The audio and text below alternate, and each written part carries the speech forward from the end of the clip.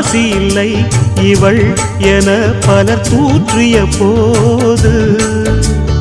ராப்பகலாய் எழும் துயர் உனை வாட்டிய போது